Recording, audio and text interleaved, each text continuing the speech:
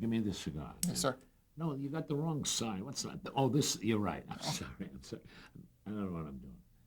So mixed up, I'm liable to do my own act. I'm going to cut it for you. Are you listening? Yes, sir. Are you paying attention? I'm paying attention. That's all you're paying, I'll tell you that. Ow. All right, I cut the tip off of the cigar, of course, I'm talking about. The cigar. And I'm teaching them how to smoke a cigar, and how to fix it and prepare it. Now, mine's cut off many years ago, but let me light the light here, and are you ready? Let's get together. All right. Let's check into the hotel, that's what I meant. Now inhale.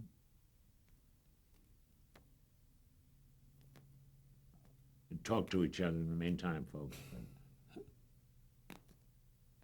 Don't inhale. I didn't tell you to go to hail. Now we're going to do the interview? Yes, now. Well, why don't you tell them what we're going to do Okay. right now? Okay, thank you. Hi, my name is Dan Pasternak. Today is Tuesday, June the 11th, 1996.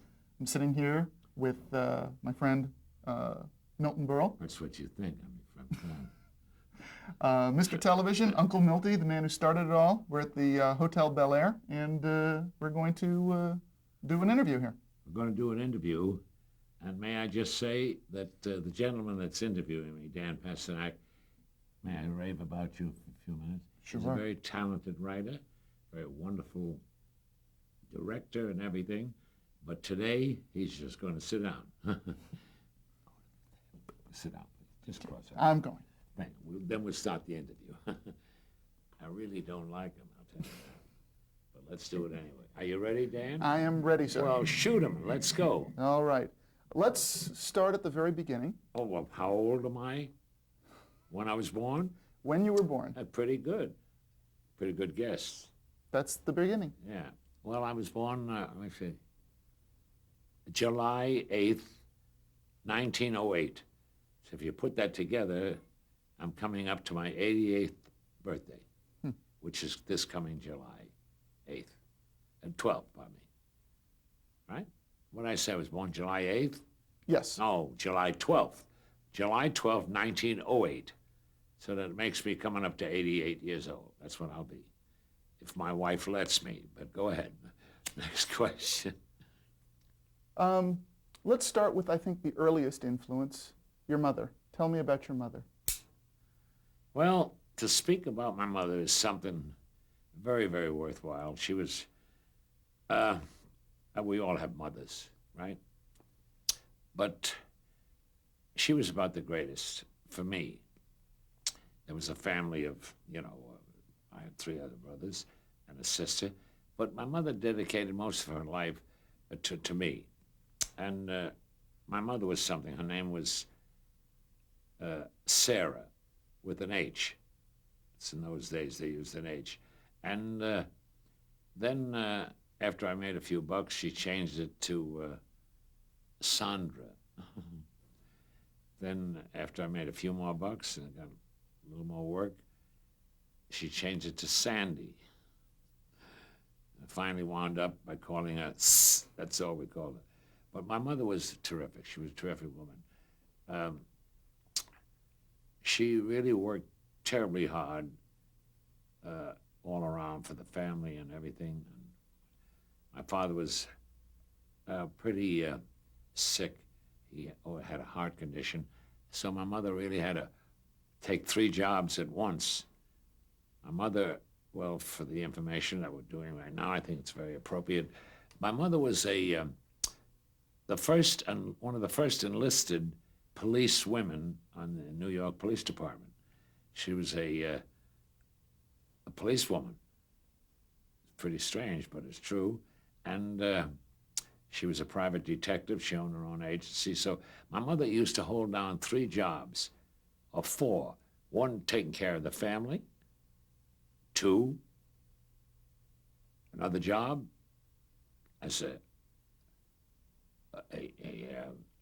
one of makers and gimbals and sacks. She was a store detective, and she was pretty strong.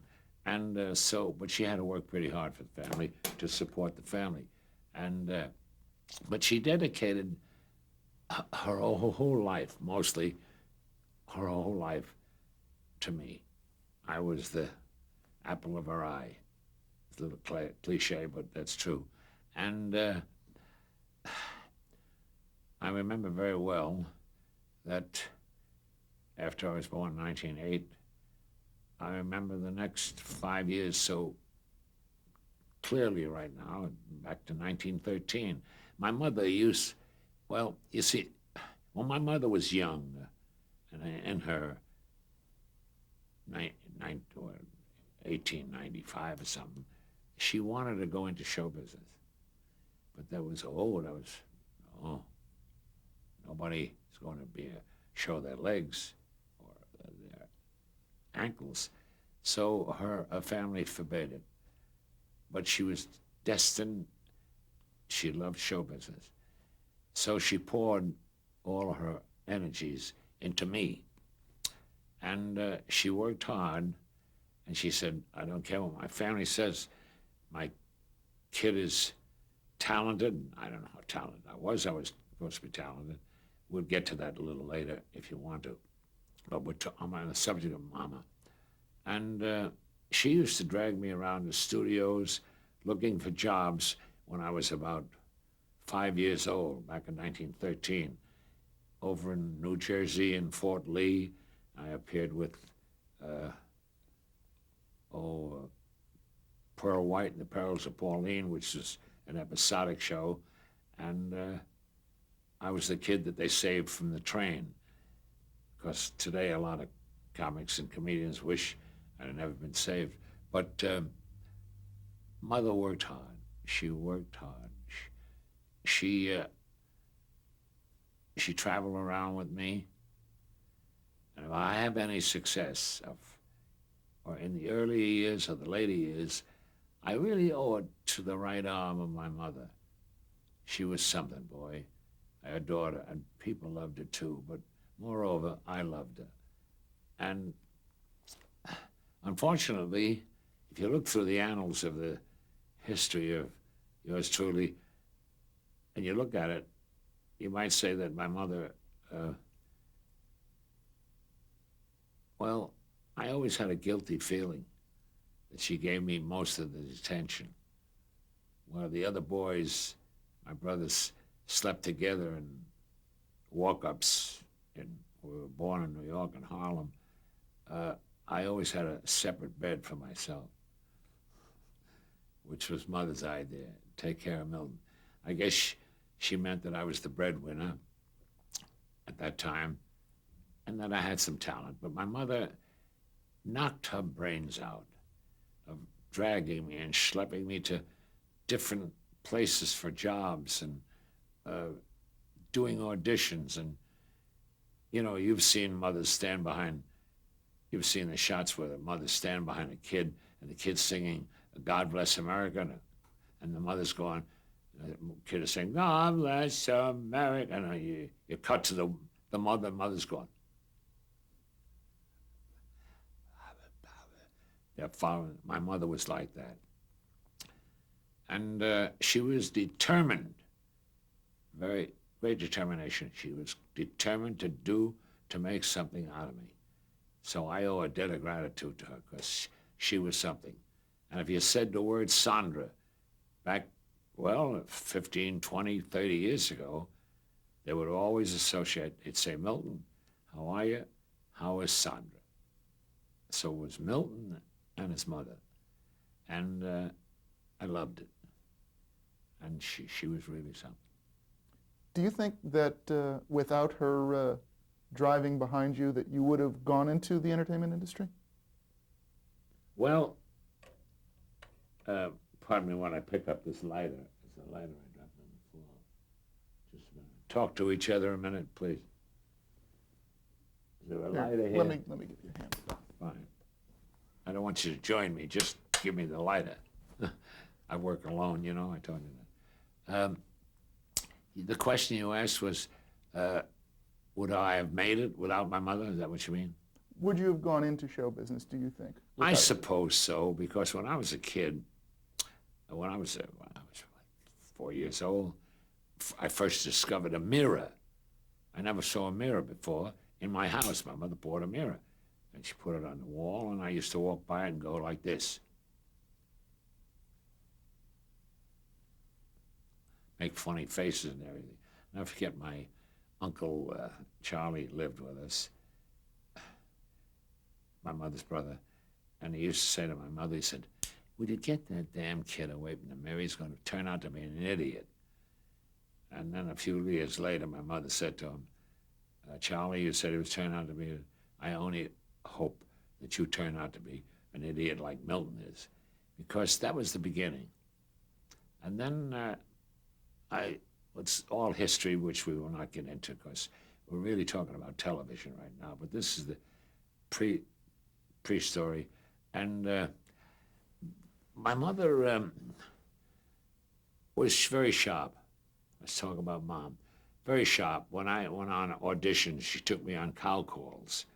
Every mother brought their kid, you know. But my mother was very hip. She was very sharp.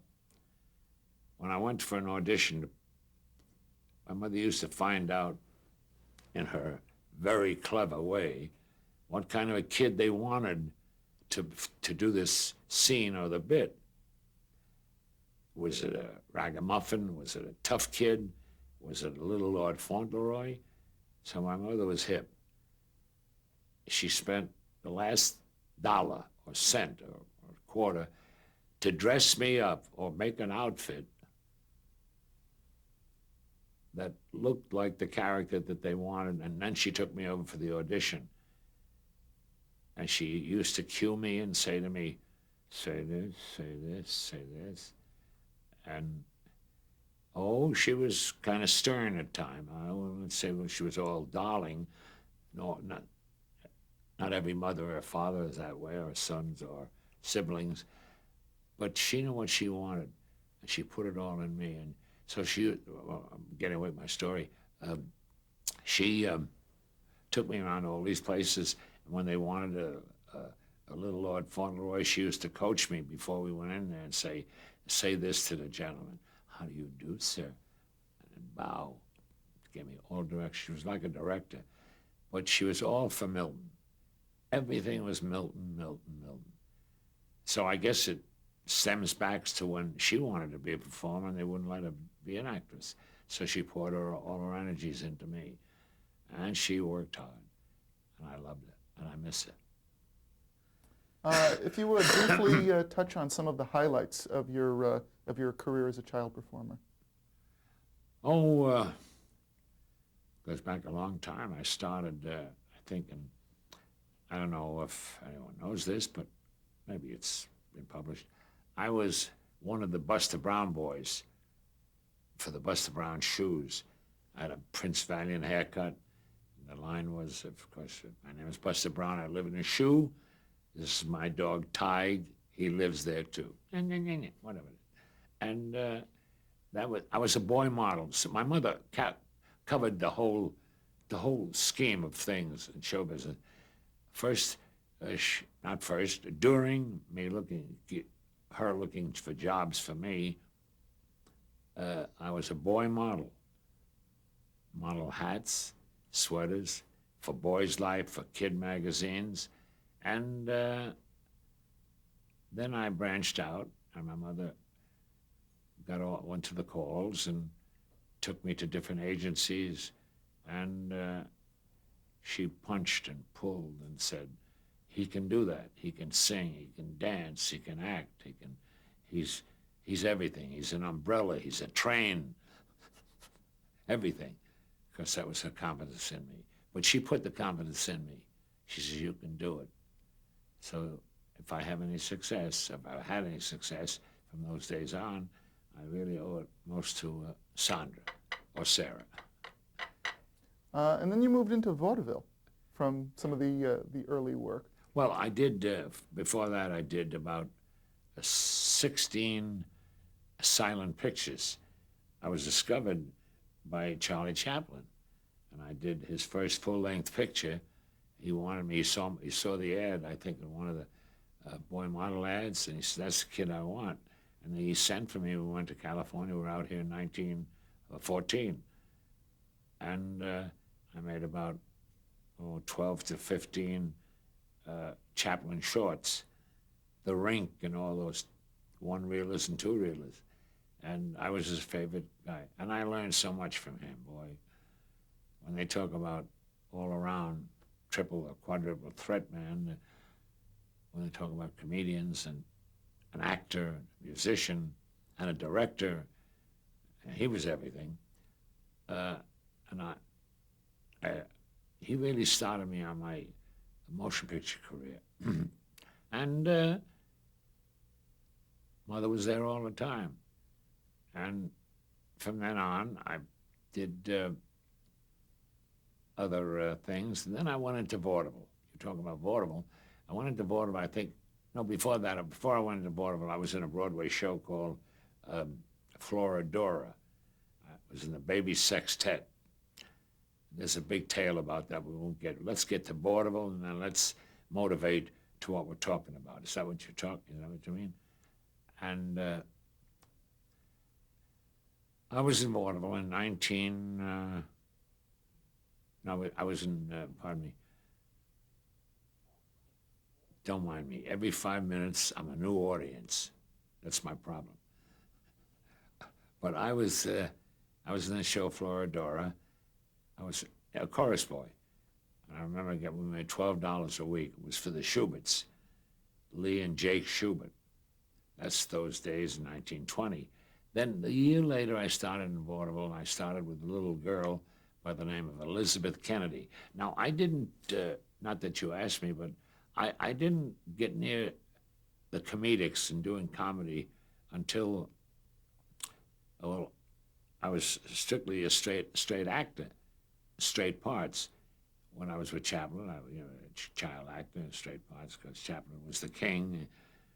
Not that he wouldn't let anybody else get laughs, but he knew what he was doing. But I didn't. I started out strictly. I never went to elocution, never went to the actor's studio or anything like that. It was all self-taught and by watching other people, right?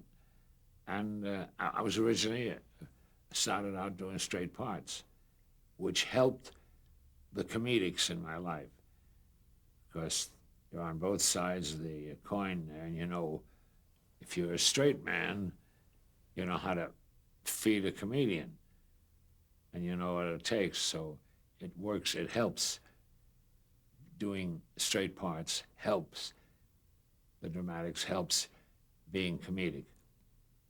So I went to vaudeville with this little girl in 1921, and all of a sudden we hit the big time right away. I played the Palace Theater in New York on the height of 2 a day.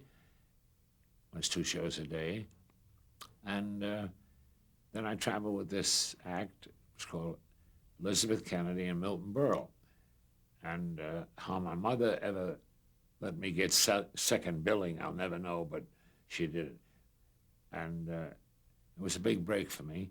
And we did this skit, and it was in vaudeville. We played all the vaudeville theaters. And then, about 1924, I outgrew her. I got too tall. She was a child.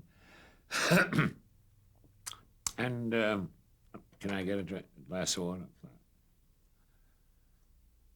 Oh, boy. The worst water I ever tasted. No, I'm kidding. Then I got too tall, but my mother said, well, now you're at that awkward stage now. You're wearing long pants. So I started to sing the best I could, started to dance. My mother gave me dancing lessons. I remember the guy was named Ernest Carlos, gave me the dancing lessons in 1924. And I learned to dance, do a tap dance, time step, flips and all that. And I started in vaudeville. Today they call it stand-up. '96 they called it. He does the stand-up. In my era, we never called it a stand. He said he worked alone and he did a single act. Oh, they used to say, "What did you do, Milton?" I said, "Well, I did a potpourri of everything. I sang, I danced, I told jokes, and I couldn't afford material because it was too expensive, and my mother couldn't. So I used to look in all the magazines and Captain Billy's Whiz Bang, all that stuff, and take out jokes. And then that was 1924. So from then on, I started playing vaudeville alone, and quite successfully, if you look up the annals of the history. And I played I played dumps. I played Fred Allen's Great Line. I played a theater so far back in the woods, the manager was a bear. That's Fred Allen. How I remember that, I'll let you figure it out. But I have sort of a retentive memory. Then I played in Baltimore, and I toiled. Oh, I worked hard from 1924 on. I was lanky, and gawky, and, a young kid. I was, 28? I was 1924, 1908. I was 17, I was 16. And that's when I first started to work alone in vaudeville. I played all the vaudeville theaters. Dumps, terrible theater. I played small towns. One town was so small, I remember the local hooker was a virgin. I remember that town very well. And the head of the mafia was Spanish, I don't know, or Jewish, but small towns, terribly. But I needed them. So let's put it this way, without being hammy or hammier, I did my homework. I paid my dues. Working crap houses, shit houses, terrible place. Audiences of one. But there was always my mother, God bless her, in the audience. Now, this is for history. My mother was in the audience in every place that I worked. She was my one-woman claque. She sat in the audience. They never knew that it was my mother, and she had a tremendous laugh. Big laugh. I don't want to do it now. I'll break the mic.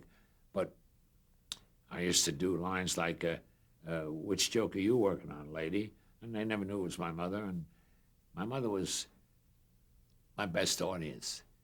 And she was always sitting there, on edge. How's he going to do? And is he going to get a laugh on this? And my mother was such an audience. She used to, when I did one-liners and jokes and all that, she used to laugh at the questions. That's how strong my mother was. She used to applaud when nobody else would applaud.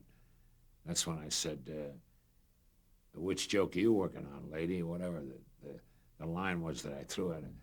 But she gave her whole life to me. And now we're talking vaudeville, played all the theaters, coast to coast, small time, big time. God bless him, George Burns, whom we just lost, always talked about his early days in show business and vaudeville. I appeared with George Burns before he was with married Gracie. I appeared with him in 1917 when he was with, he changed his act every time. It was Burns and Gary, Burns and Clyde. He was a tap dancer. He was an umbrella, as I said before. And I worked with, and we had a very good relationship. So let's stick to vaudeville. So the vaudeville days were very tough days. When you were in an adolescent stage in your life and you're a big kid star, then you make that change and you outgrow it. You got to start all over again. But my mother never gave up. She was persistent. And then I worked all the vaudeville theaters, all the things I did. It'd be too long to tell you all the anecdotes that happened in vaudeville, because we really want to get to what this is about today. But vaudeville was one wonderful thing for me, the experience, because I've been asked questions. You didn't ask it yet, but you will. How I got into television. Well, on account of my background appearing in vaudeville and working in front of live audiences and doing 5 to 10 shows a day, 10 performances a day, and to do it over and over and over again. And doing a live show to a live audience, which is the way my television career started, working with a live audience. My performance was dead some of the times, but the audience was live. We were in Studio 6B in New York, which I opened it. This was for the Texaco Star Theater in those days, in 1948. And I remember the day, it was June 8th, 1948, when I did the debut at the NBC studios, but it wasn't a studio. It was a newsroom. And the ceiling, we're in a room now, in a very beautiful suite here on the Cuff, and the ceiling that's in this room is as high as the ceiling in the Studio 6B. It was a newsroom, so they transposed it into putting a studio audience in there, which I helped in doing that, so I could work in front of a live audience. And television in those days was new. What's television? Of course, I'm not going to ask you a question, but people ask me this question. They say, when's the first time you were on television? I just said June 8th. We're actually going to have to